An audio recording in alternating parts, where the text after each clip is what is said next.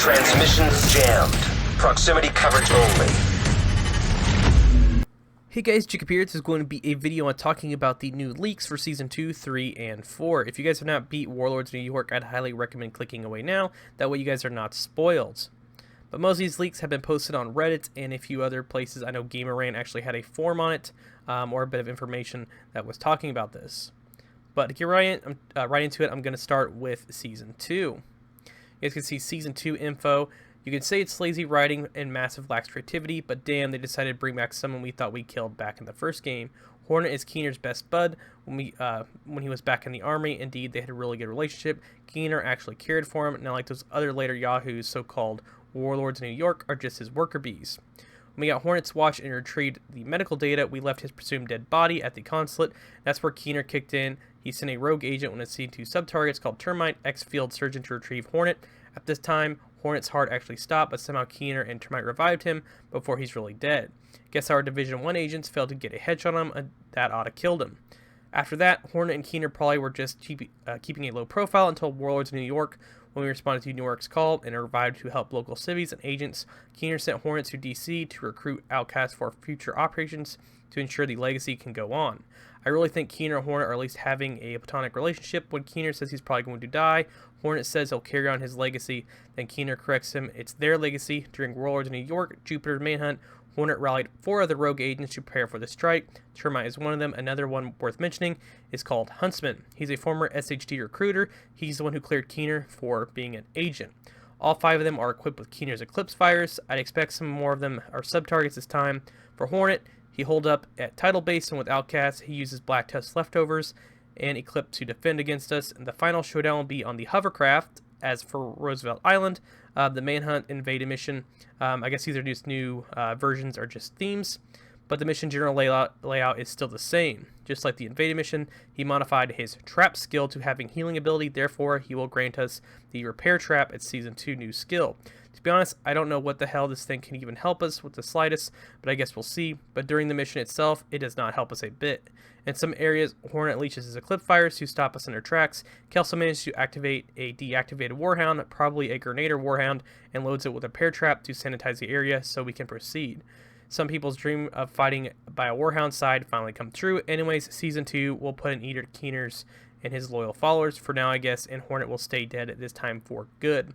If you guys are not aware, I actually don't really have a picture here to show you, but Hornet was kind of played a small role back in Div 1. If you've seen Keener, you usually saw Hornet, and he was in some of the audio files you guys could see him in, but you actually fought him in the Russian consulate, and we thought we killed him, and guess not, he'll be the Season 2's main target. And as you guys saw, the repair skill is going to be the Repair Trap, kind of like the Shock Trap, but I guess you could throw this on the ground, and it can heal you, which I'm looking forward to see how that functions. Next up is going to be Barden Schaefer, which, as you guys know, have seen him in the Echoes, and he's pretty much the main guy who recruits people for the Black Tusk. You can see right here, I really like Barden as a character. He's not as ruthless as his colleagues, but he doesn't want collateral damage during their operations. Overall, he doesn't look as bad as his colleagues, but here we are. Black Tusk got pushed too hard and began desperate. Barden is on a recruit drive for rogue agents. He doesn't like rogues, but he has to work with them. His actions are starting to expose him to the division, and we finally have a lead on him.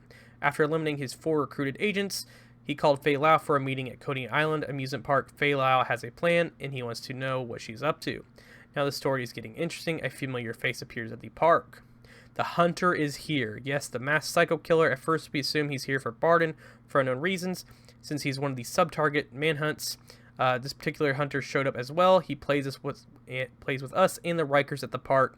We intercepted a couple comms, heard some Rikers got brutally murdered, and a creepy laugh. Hunters won't talk at all in this mission, and he does make sounds even when he gets hurt, just grunts.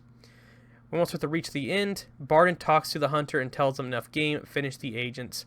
Then the Hunter acknowledges the order, then proceeds to the Hunter boss fight. Then Barden dispatches 2 new BTS operatives to deal with us, probably 2 named bosses as well after they got killed by us. Barden finally shows us face to face, and as we all know, what ends for him, Barden dies. At least he got a soldier's death. After eliminating him, we'll receive a new skill called the Shrapnel Trap. To my guess, this is the explosive trap we saw in the skill menu. By the way, in the PTS, explosive trap is gone, now replaced by repair skill. Let's repair trap, my bad. Hunter's appearance in the main story does have a role, not just a special guest. More of that will be explained in Season 4. As for Season 3, during the Manhunt missions, it introduces a new character called Natasha Sokolov. She sounds like another Barden superior other than that unknown Black Tusk CEO.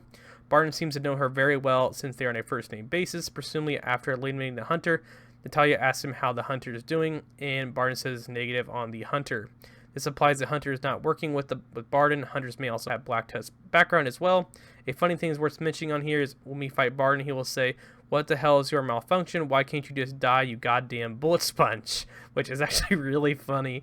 Gotta say, Barden, you'll probably be more of a bullet sponge than us. So that's going to be pretty much it for Barden Schaefer in Season 3.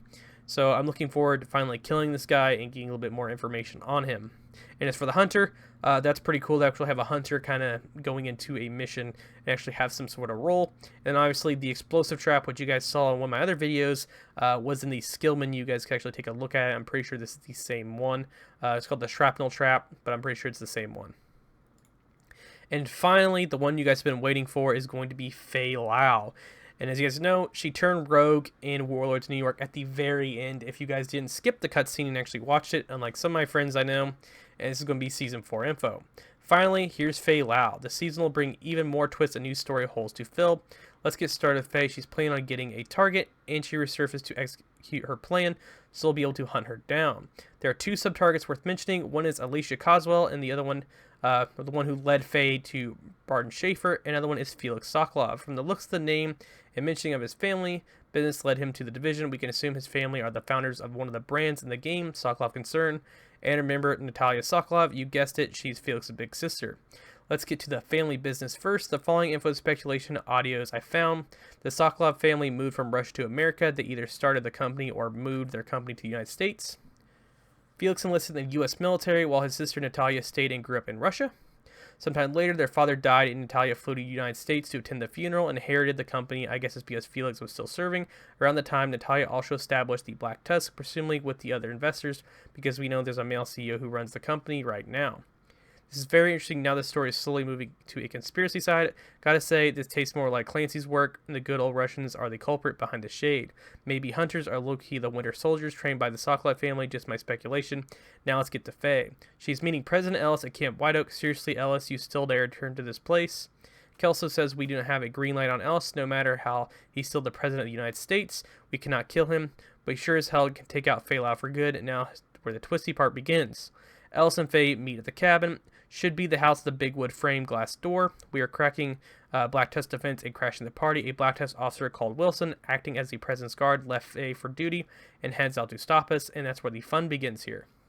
And finally, Faye Lau kills President Andrew Ellis. Yes, she kills the current president of the United States before us, and she radioed the remaining Black Tusk soldiers in Camp White Oak, claims we killed the president, and she framed the division for killing the president and fleeing from the scene. We caught up to her in the main cabin, where the helipad is located, and she's trying to flee, but the helicopter has some electrical issues, need to be fixed. From the mission's audio, I'm certain we need to stop the helicopter from spinning up the blades to keep causing the electrical issues, but I cannot find any audio. Isaac audio saying the target's deceased. Isaac says this for Barden and Hornet and all sub-targets, but for late Faye Lau, and there's no new skill acquired from Faye Lau. I don't know if this just where they didn't make a new skill yet, or Faye Lau somehow successfully flees from us. Anyway, Season 4 indeed takes a different path, and I'm eager to see what Season 5 and so on brings.